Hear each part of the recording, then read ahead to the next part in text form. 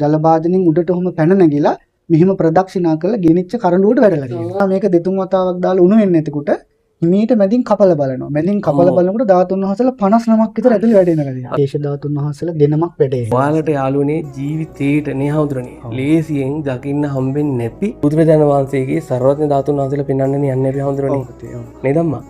විශේෂ අවස්ථාවක් ධාතුන් වහන්සේ නමක් දකින්න ලැබෙන්නේ පින් තියෙන කෙනෙකුටම යම්මලෝ.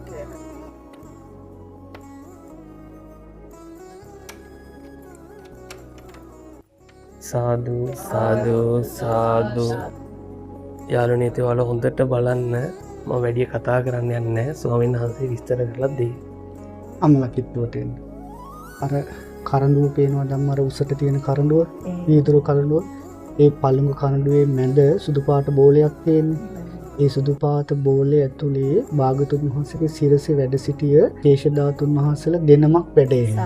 අනේ සාදු සාදු. බුදුරජාණන් වහන්සේගේ සිරස මත වැඩ ඉඳලා බුදුරැස් විහිදුවපු අබිනීලු අග්බඹරු සවනග්ගන බුද්ධරස් මාලාවන් විහිදුවපු කේශ ධාතුන් වහන්සේලා දෙනමක් තමයි ඒ මංජුසාව ඇතුලේ වැඩ ඉන්නේ.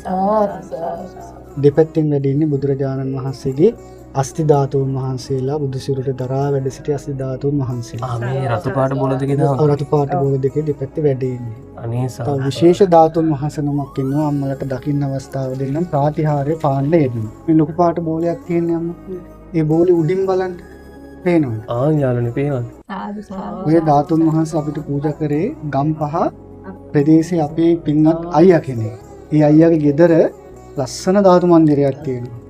ඒ අයියා ගොඩාක් ධාතුන් වහන්සේලාට උපස්ථාන කරන නිසා ඒ අයියාට පණිවිඩයක් ලැබෙනවා පරණ වලව්වක කරඬුවක් තියෙනවා ගිහිල්ලා ඇරලා බලන්න කියලා. එයාගේ යාළුවොත් ටික ගිහිල්ලා භාගතුන් වහන්සේට පූජාවක් කරලා වන්දනා කරලා කරඬු ඇරලා බලනවා. ඒ කරඬු ඇරලා බලනකොට ඒ කරඬු ඇතුලේ තව කරඬුවක් තියෙනවා.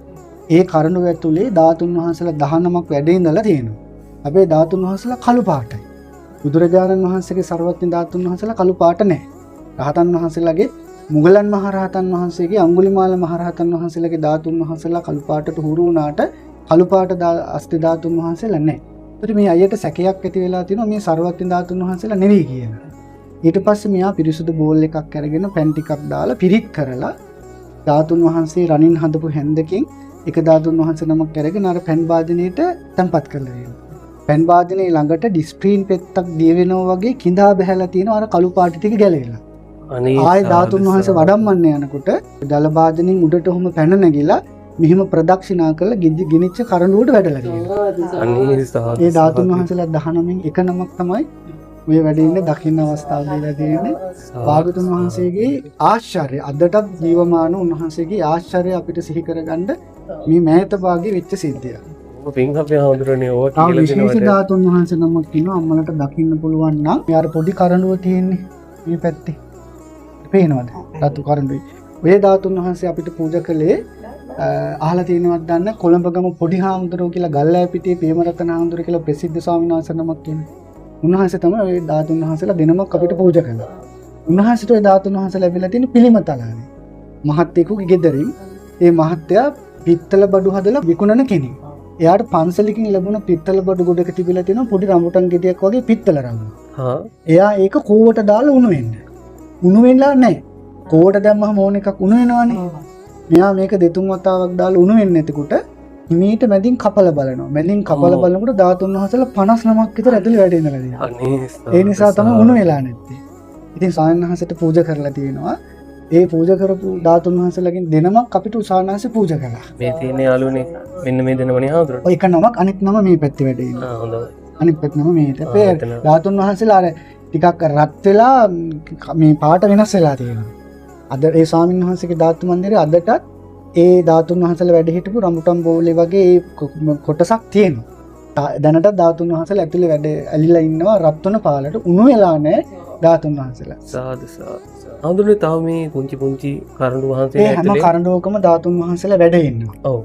ඒ රහතන් වහන්සේලාගේ ධාතුන් වහන්සේලා ඔය ධාතුන් වහන්සේලා 100ක් නමකට වඩා අධික ප්‍රමාණයක් අපේ මේ ධාතු මන්දිරය ඇතුලේ වැඩ ඉන්නවා. 100ක් නමකට වඩා වැඩි ප්‍රමාණයක් වැඩ ඉන්න ධාතු මන්දිරේ.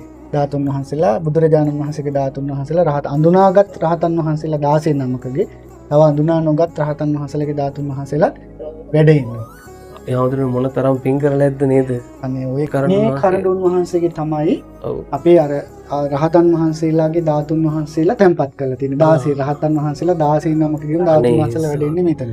යාළුවනේ මේ කරඬු ඇතුලේ රහතන් වහන්සේලා 16 නමක් වැඩ ඉන්නවා. ඉන්නවා ධාතුන් වහන්සේලා අපිට ඉඩ මදි නිසා එහෙමයි. තැන්පත් කරලා තියෙන්නේ. ඔබ වහන්සේ මෙතන මේ ඉඩ මදි නිසා එහා පැත්තෙන් මම ධාතු මන්දිරය අලුතෙන් හදනවා. අලුතෙන් හදනවද? අලුතෙන් හදන කියන්නේ මෙතන පොඩි කොට ඉඩසක් නේ තියෙන්නේ. එහෙමයි. ඒ නිසා ඉඩ මදි නිසා අපි එහා පැත්තෙන් ධාතු මන්දිරේ කටයුතු ටික හදාගෙන තාම යනවා. හදාගෙන යන ගමන. තාම හදාගෙන යනවා. හාමුදුර මේක බලන කෙනෙක්ට ඒකට මොන හරි දායකත්වයක් දෙන්න පුළුවන් නම් පුළුවන්ද? දායකත්ව උදව් කරන්න පුළුවන්. ප්‍රධාන වශයෙන්ම අපිට දැනට තියෙන අඩුපාඩු ඔව්. ධාතුන් වහන්සේලා තැන්පත් කරන්න බුදුරජාණන් වහන්සේගේ අපි මංජුසාවක් හදනවා. හා ඒක රත්තරන්, රිදී, තඹ, මණික් අල්ලලා තමයි හදන්නේ. එහෙමයි.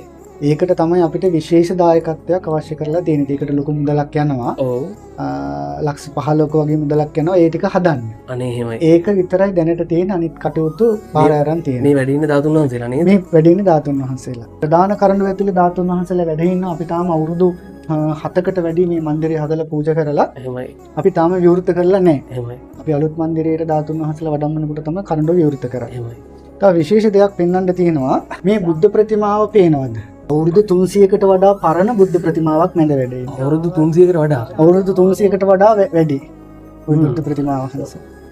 අනේ තනි රිදීන් හදපු බුද්ධ ප්‍රතිමාව වහන්සේ නමක් අවුරුදු 300කට වඩා වැඩි. කාට හරි උදව් කරන්න පුළුවන් නේ හාමුදුරනේ ධාතු මන්දිරේ. ඔව් එහෙමයි. භාගතුන් වහන්සේ ඕනනම් ඔයගලන්ට ධාතු මන්දිරය හදන තැනට ගිහලා බලන්න පුළුවන්. අපි වෙන්නම හාමුදුරනේ. හාමුදුරනේ කමක් නැද්ද මම ඔබ වහන්සේගෙන් නම්බරයක් ඉල්ලගත්තොත් කාට හරි මේක දැන් බලන කෙනෙක් හඳ උදව් කරන්න කැමති වුණොත් ටෙලිෆෝන් නම්බර එක. එහෙමයි. ධාතු මන්දිරේ හදන්න උදව්වක් කරොත් ඔව් ඒකට 0.71 071යි 70යි 70යි 69යි 69යි 196 196. ඔව්. ඔන්න ඉතින් පින් තියෙන කෙනෙකුට නේද හාමුදුරනේ? අවස්ථාව තියෙනවා. බුදුරජාණන් වහන්සේ ජීවමාන වැඩ ඉන්න කාලේ කුටියක් හදලා පූජා කළා හා සමානව ඔව්. භාගතුන් වහන්සේට සුවසේ වැඩ ඉන්න තමයි අපි මේ කටයුතු කරන්නේ. යාළුවනේ අපි ඉන්නේ හලාවත කොක්කවිල වනරතන ආරණ්‍ය සේනාසනේ. තෙරුවන් සරණයි. අම්මේ හාමුදුරන්ට කියන්න ගොඩාක් පින් කියලා. තෙරුවන් සරණයි මල්ලික සුවපත් වෙන්න. අම්මටත් ගොඩක් පින් ඉතින් හොඳ දරුවෝ දෙන්නෙක් හදලා සමාජයට හොඳ සේවයක් කරන අපිට උදව් කරනවා. ගොඩක් පින් ඒකට.